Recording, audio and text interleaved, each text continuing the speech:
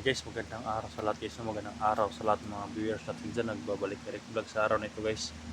Nandito po tayo sa may sagingan guys, no. Umiwas tayo doon sa malaking sagingan guys dahil nakita natin yung video ni Bata nandito sa area ito. Yung may kubo na maliit na may mga kakawayan, kilid ng sapa yan guys, oh. At alam ko yung lugar na yun kaya dito ako dumaan. May mga saging guys. Kaya sana pagdating natin sa kubo ngayon, abutan natin si Panis, no. Si SG. At pagpasensya nyo guys, no, na lumubo yung lips ko guys. Kahapon yung pagbakbakan guys na ganun sa baril guys, pag talon ko guys. Kahapon wala pa to kahapon ng umaga. Pag tapos ng barilan guys, pag tingin ko, yan lumubo na guys, oh. May sugat ito sa ilalim. Kaya sa to sa lahat ng mga street supporter, advance Merry Christmas po silang lahat guys, no. Mari pare ko dyan. Tinawagan ko si Johnny guys, nandito na sila sa area. Kaya siguro ngayon makita-kita kami, no. Tuloy ang pagkontak ko sa kanila. At kasama niyo yung siguro sila Simo. At dito ako maghihintay guys, no. Pero sinusundan pa rin guys yung nakakapa na nakipagbarilan natin na hindi natatablan. Hindi siya nakatama sa akin guys dahil ito may panipas to guys, no. Kahit malapit kami nagbarilan, hindi ito makatama sa akin. Dumiplas yung bala guys bago manon na yung bala dahil sa ganito. At hindi ako komportable guys na babaliin ng legis eh. Kaya ginamitan ko na naman ng ganito guys. Kailangan ko na ito talaga para sigurado na hindi na mabubuhay. Kaya kung balian ng liig tapos madaanan ng mga kulto ng mga kasamahan nila, lalo na yung nakakapa, baka bubuhayin nila. Sigurado ako guys, malakas ang kapangyarihan ng nakakapa. Kaya ito, mapuputol yung liig nila, hindi na yun mabubuhay kahit ano pang gagamitin ng orasyon. Kaya sa panglaban natin sa putukan, kung may mga baril sila, ito. At pang silent kill natin ito, at dala natin radyo para para sa kuha natin monitor na mga daanan ng mga motor sa unahan. Kaya sana lang marisyon natin agad si Steve. Mag-ingat lang tayo guys. Sinusundan kong hayop na nakakapa guys dahil sinusundan ko guys. Alam ko nga doon yung patungo sa kuan ni kuan. Titirahan ni SG. Ang area guys, oh.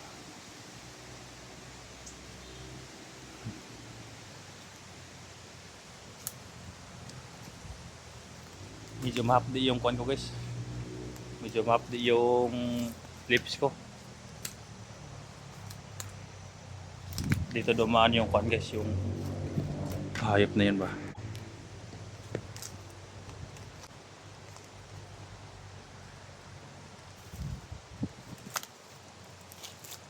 So hindi so. Yan yung hayop guys. Nagmamasid-masid pa rin hayop.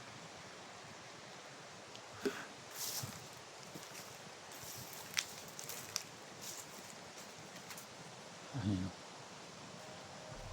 Yan.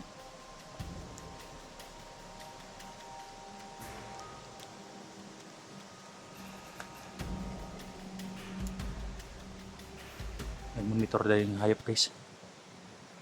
Tabi tayo. Nagmamonitor din sa akin. Parang may kwintas din siya guys. Parang may kwintas ba.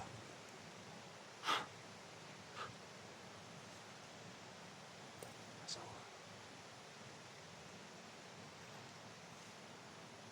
marami sila ito guys. Naramdaman ko. May mga kasamahan pa siya dito.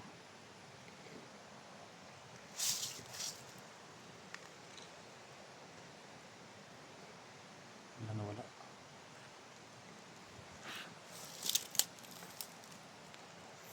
Ano katago yung hayop niya.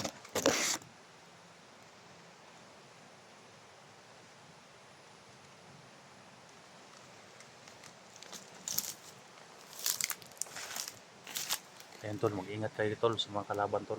Lalo na sa may kapa. Napakalakas nila tol. Bandayan ang likuran at harapan nyo. Baka may tagulilong sila. Bilang sumulpot sa inyong harapan.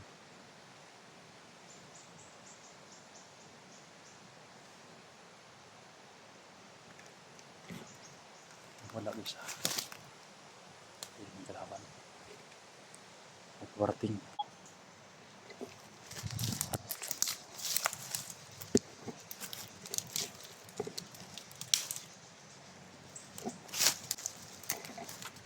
Na makasamahan yung kan guys, makakapa.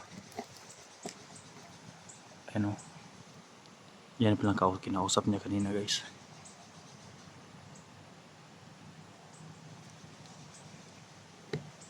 Yan yung mga baril talaga.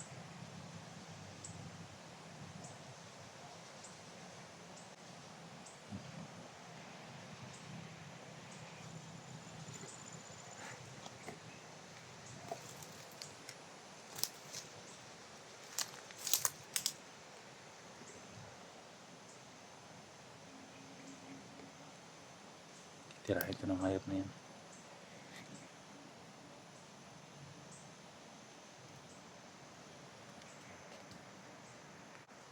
Ito yung patagalin yung guys.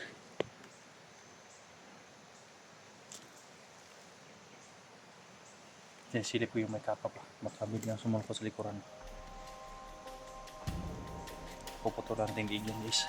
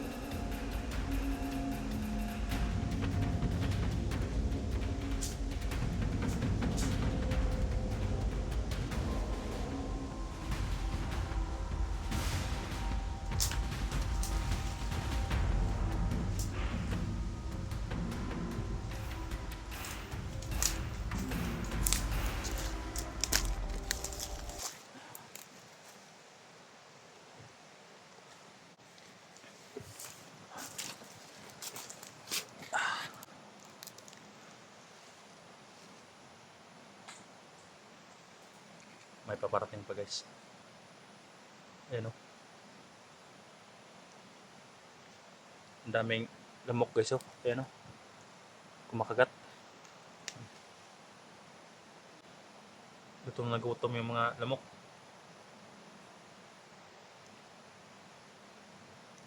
Katulad ng mga bandito. Bandito gutom na gutom.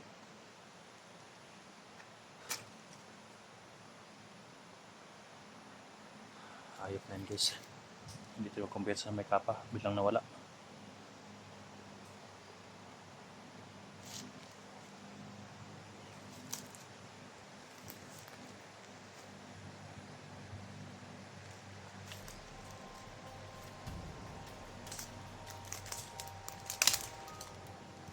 Guys, ayan. Mabuti at hindi ito gumamit ng baril para hindi sila makarinig.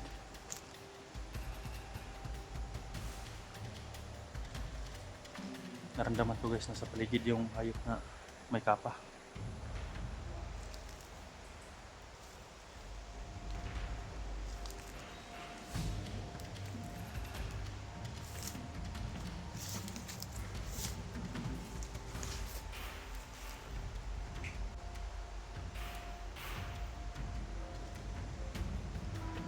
Ayan guys.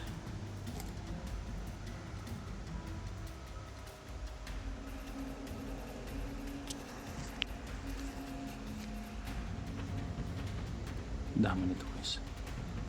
Patay sa ganitong lugar man nagbabantay nga rin. Kaya mahirapan yung mga hunters guys.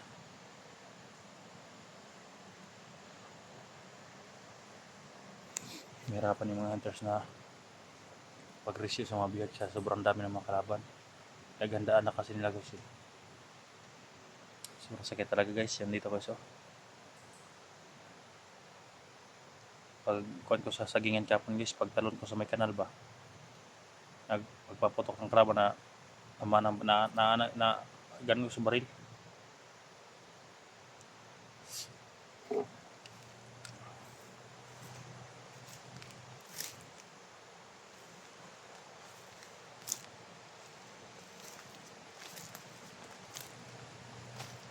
Bago natin yan lusubin guys, katulad yung ulin, inirasyonan muna para hindi tayo malaman.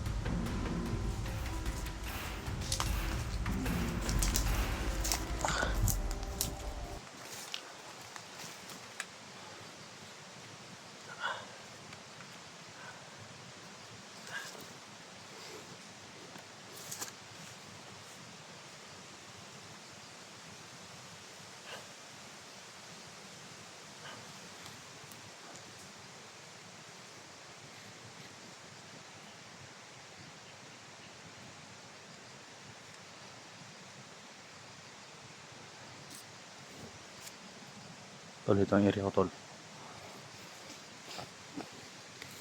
Patukan ko ngayon guys. Kontakin ko naman sila is Johnny. Kung saan na sila, kung nakapasok na ba sila sa may sagingan. Nakisagingan yan guys sa daw.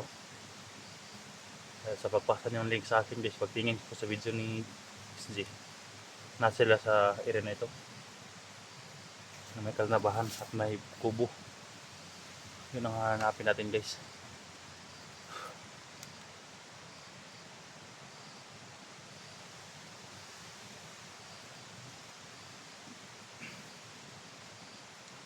Nasa paligid lang yung hayop guys, kaya mag-ingat tayo dahil ambos ang tirada yung hayop na yun.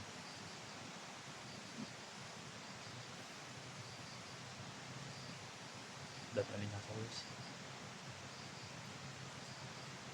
So guys no, salamat talaga kasi guys sa inyong walang sawang support, lalo na sa pagpasa ng link guys no. Kaya kung makasignal ako guys, tinitingnan ko yung mga link na binigay nyo para malaman ko ang area. Kahapon hindi ako nakapunta sa area na ito dahil sa sobrang daming kalaban sa saging ngayon guys. Kung papasok sila dyan sa saging ngayon, ang daming kalaban pa doon. Nagpababa pa ng kalaban yung Commander Ligaya at yung mga dumakip kay Kuan, kay SG. Kaya sana magtagumpay ang lahat ng mga hunters at sana makita-kita kami itong lahat guys no, para magsanay pwersa kami para hindi na makapalag yung mga kalaban. Kaya tol, dito kayo dadaan tol sa itong lugar. Huwag kayong dadaan sa sagingan palagi dahil sa SG wala na sa may sagingan, nandito na sa area sa ganito. May mga saging konti, mga karnaba na saging. Pero hindi natin alam guys kung mga kalaban kung anong plano nila dahil lipat-lipat sila ng pisto. Mautak din yung mga kalaban guys Kaya hindi natin alam kung nandito sila ngayon tapos mamaya ilipat na naman nila sa kabila. Kaya hindi natin malaman dapat lipat sila. Kaya tol, paki-share sa ating video guys, no? Ating mga kasamahan, lalo na sa nanghahanap kay SJ.